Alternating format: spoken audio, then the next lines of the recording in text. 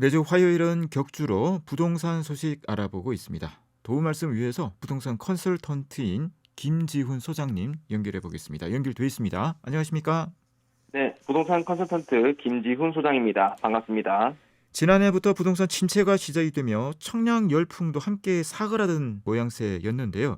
자, 하지만 위장 이혼이나 위장 전입 등으로 이 부정 청약 사례가 3년 사이에 44%가 늘어났다고 합니다.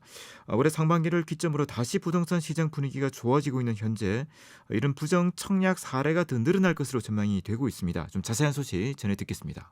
네, 청약 열풍이 사라졌다고는 하지만 아파트 청약에 당첨되기 위해 부정 청약 사례가 지난 3년간 2배 가까이 증가했습니다. 부정 청약으로는 위장 이혼 및 위장 전입은 물론이며 청약 브로커까지 고용하는 등의 사례가 나왔는데요. 지난해 하반기 기준금리 인상으로 청약 시장 열풍이 찍으면서 하락세에 접어들었으나 올 들어 원자재 가격과 인건비 상승 등으로 분양가 상승에 따라 부정 청약이 다시금 늘어날 것이라는 전망도 나오고 있습니다.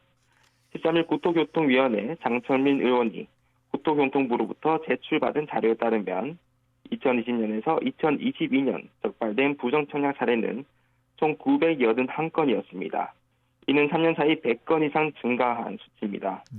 부정 청약 적발 사례는 2020년 228건에서 2022년 424건으로 2배가량 늘었다가 지난해 부동산 침체와 맞물려 329건으로 소폭 줄었긴 했지만 증가한 사례에 비해서는 적은 하락세를 보였습니다.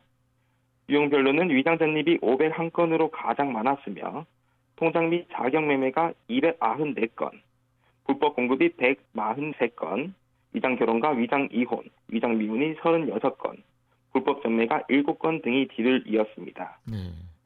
다양한 방법을 통해서 불법적인 부정 청약을 시도한 사례들 말씀해 주셨습니다. 자, 이를 좀 방지하기 위해서 구체적으로 어떤 사례들이 부정 청약 사례에 해당이 됐는지 좀 사례를 중심으로 살펴보도록 하겠습니다. 네, 이번에 나온 사례들입니다. 지난해 상반기 세종에 거주하며 두 자녀를 둔 부부가 아내 명의로 신혼부부 특별공급에 당첨된 후 위장 이혼을 한 뒤 남편이 한부모 가족 청약 자격으로 다시 세종에서 공공분양주택 신혼부부 특별공급에 청약해 당첨됐다가 적발된 사례가 있었습니다. 국토교통부 조사 결과 이들은 이혼 후에도 계속 같은 거주지에 4인 가족이 함께 살고 있는 것이 드러나 허위 이혼 사실이 들통났던 것입니다. 같은 기간 경기 파주에서는 평택, 인천, 안산, 용인에 사는 4명이 청약 브로커에게 공인인증서를 넘겨주는 식으로 다자녀 특별공급으로 청약해 특정 단지 입주권을 손에 넣은 사례도 있었습니다. 또 다른 사례로는 2021년 충청에 거주하는 형제가 수도권에 위치한 가족의 시골 농가주택으로 전입신고하고 수도권에서 공급하는 분양주택에 청약해 당첨됐었습니다. 이들 중 한 명은 위장 전입 후 10차례나 청약을 시도한 사례실이 알려졌습니다. 네. 자, 이런 부정 청약이 적발이 됐을 때 어떤 조치가 이루어집니까? 네, 우선 교토부는 주택 공급 질서 교란 행위를 근절하기 위해 한국부동산원과 합동으로 부정 청약 등 공급 질서 교란 행위 현장 점검을 정기적으로 시행하고 있습니다. 때문에 운이 좋지 않아서 적발된 것이 아니라 계속해서 주택 거래나 신축 아파트 청약 등 모든 거래를 실시간으로 확인하고 있다고 보시면 될 것 같고요. 네. 적발된 사례들은 주택법 위반 사실이 밝혀지면 형사처벌과 함께 계약 취소와 향후 10년간 주택 청약 자격을 제한하는 등 엄중한 조치가 이어지게 됩니다. 장 의원은 정부는 국민 주거 안정이라며 전매 제한 폐지 등 규제 완화와 주택 공급에만 혈안일 뿐 그에 따른 부작용이나 불법 행위 대책 마련은 너무 소홀하다며 부정 청약, 전세 사기 등 주택 시장에서 의도된 불법 행위는 엄격한 처분과 함께 피해자에 대해서는 선제적인 구제 방안을 마련할 필요가 있다고 강조했습니다. 네. 이 부정 청약에 대한 소식 잘 들었습니다. 자, 이번에는 좀 대구와 경북의 부동산 소식도 오랜만에 전해 듣도록 하겠습니다. 네, 대구 경북 부동산 관련 소식으로는 많은 분들이 현재 주목하고 있는 도류정수장 유후뷰지 매각 소식입니다.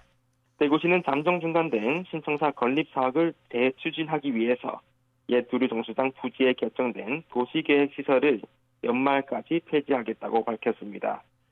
이는 사업비 확보에 어려움을 겪고 있던 신청사 건립 사업도 발상의 전환을 통해 건립 예정지 북측 유휴부지 매각을 통해서 재정 건전화와 사업비 마련을 위한 방안에 따른 결정으로 보입니다. 이번 도시계획 폐지는 두류정수장 부지를 행정재산에서 매각할 수 있는 일반 재산으로 전환하는 사전 절차 중 첫 단계입니다. 대구시가 두류정수장 북측 유휴부지 매각을 위한 도시계획 시설 폐지에 나선 것은 달서구 일각에서 제기되고 있는 부지 매각 반대 목소리를 일축하는 것은 물론 대구 경북 통합신공항의 화물터미널 논란과 관련해 떼법을 용인하지 않겠다는 홍 시장의 의지를 반영한 결과로 풀이됩니다. 네. 신청사 추정 건립 비용은 4,500억 원입니다. 대구시는 2012년부터 신청사 건립 기금을 모아 1,765억 원을 적립했었지만 2020년 시작된 코로나19 대응 시민지원금으로 사용해 현재 397억 원만 남아있는 실정인데요. 이 때문에 홍준표 시장은 대구 시민들의 수기로 결정된 신청사 건립은 예정대로 추진하지만 막대한 부채를 안고 현재 추가로 빚을 내는 것은 불가하다고 선을 그었습니다. 대신 건립 예정지인 옛 두류정수장터 15만 8천여 제곱미터 가운데 9만 제곱미터를 민간에 매각해 사업비로 충당할 계획을 밝힌 것입니다. 이와 더불어 예산 대비 채무 비율 전국 2위인 현재 빚을 내서 청사를 지으라는 것은 대구 시민 그 누구도 찬성할 리가 없으며 긴축 재정인 상태에서 재산 매각 없이 신청사를 지을 수 없다고 의견을 덧붙였습니다. 네, 대구 신청사 관련 두류 정수장에 대한 매각 소식까지 잘 들었습니다. 네, 오늘도 유익한 정보, 유익한 소식 잘 들었습니다. 고맙습니다. 네, 감사합니다. 지금까지 부동산 컨설턴트인 김지훈 소장이었습니다.